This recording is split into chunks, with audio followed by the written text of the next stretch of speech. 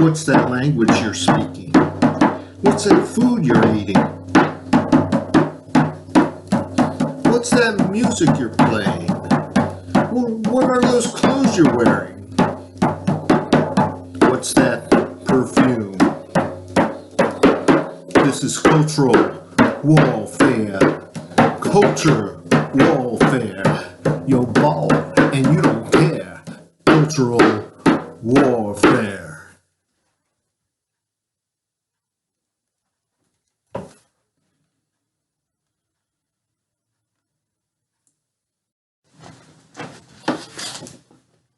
Oh, shit. And now, it's the Stephen J. Moore Show. Yay!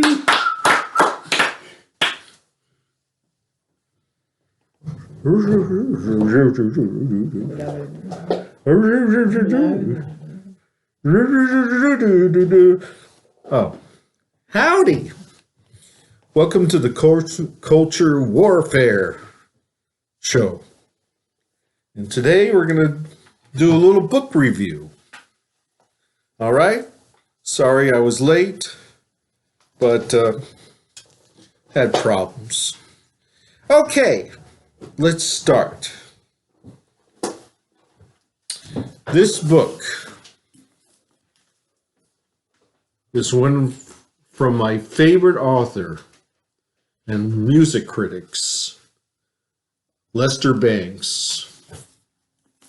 Lester Bangs is from San Diego.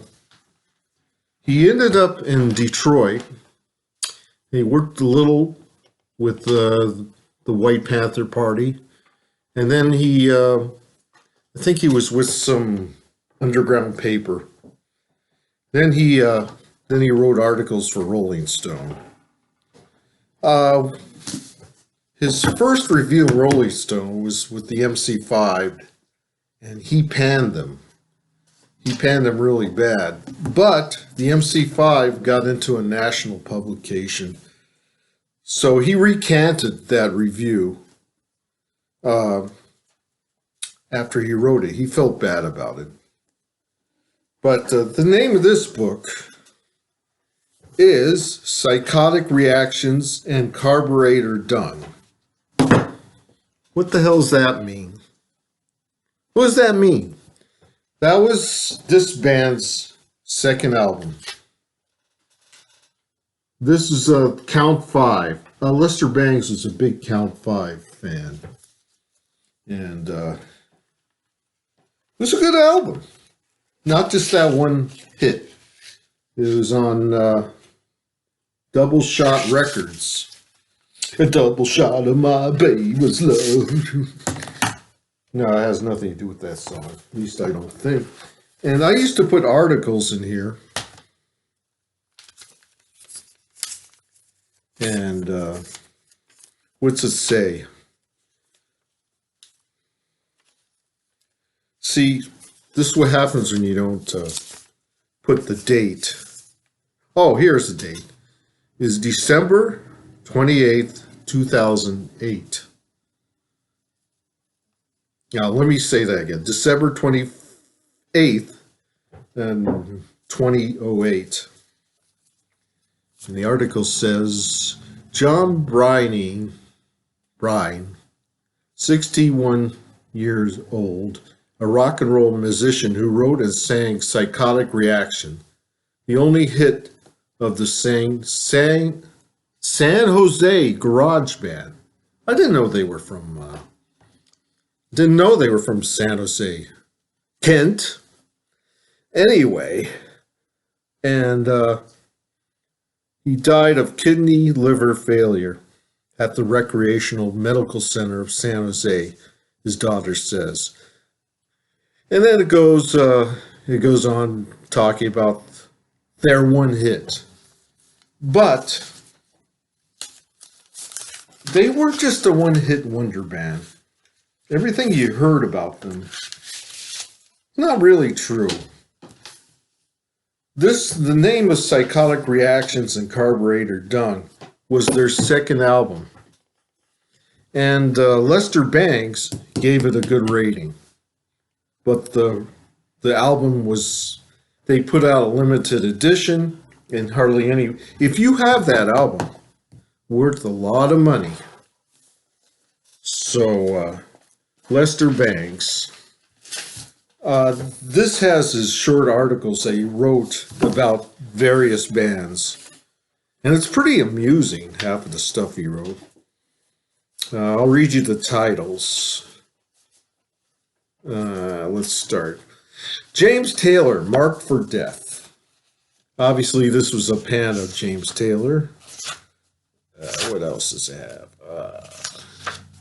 Boy, it's a long article. He wrote an essay about him. I don't know why anybody would do that with him. Let's see, the second one. Do the Gods Speak Esperanto? The Gods was this unknown New York garage band in the late 60s. They spelled it D-J-O-D-Z. I think I have one of their heavy metal albums. And part 3, it's called Cream, Frauds, Failures, and Fantasies. And they have he panned a band called a horn band. They used to call bands like this horn, Chicago, at Carnegie Hall. Here's one called Black Oak, Arkansas, Keep the Faith. White Witch, I don't know what the hell that is. John Coltrane Lives. He was a John Coltrane fan. Another pan of James Taylor. But he was known, Lester Bangs was known having feuds with Lou Reed. And the feuds went back and forth. Now here's one, Jethro Tull in Vietnam. You have to be from my generation to get the humor of that. Screwing the system with Dick Clark. Yeah, Dick Clark was a jerk. Slade. He wrote the praises of Slade in Cream magazine. They were a good band. Jake Isles Band. Johnny Ray, Better Whirlpool. I don't know what that means. Kraftwerk. He's the one responsible for the 80s. They were those Krauts. David Bowie, and on and on and on. I think he died in the mid-80s. But it's a shame. Now, here's the back cover. Looks like my place. So that's one of the many books I have. I'm going to show you my bookcase. If I could get the wire around from my... There we go. All these books I read. Okay?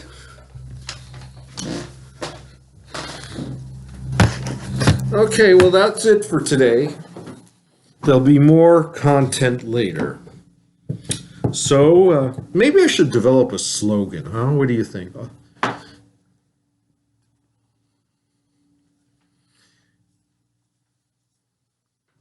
I'll think about it later. All right. Bye. And, wear a mask, keep social distancing. And when you get your vaccine, ask them to shoot it in your butt. So pull down your pants and say, hey, could you shoot it in my butt? Okay?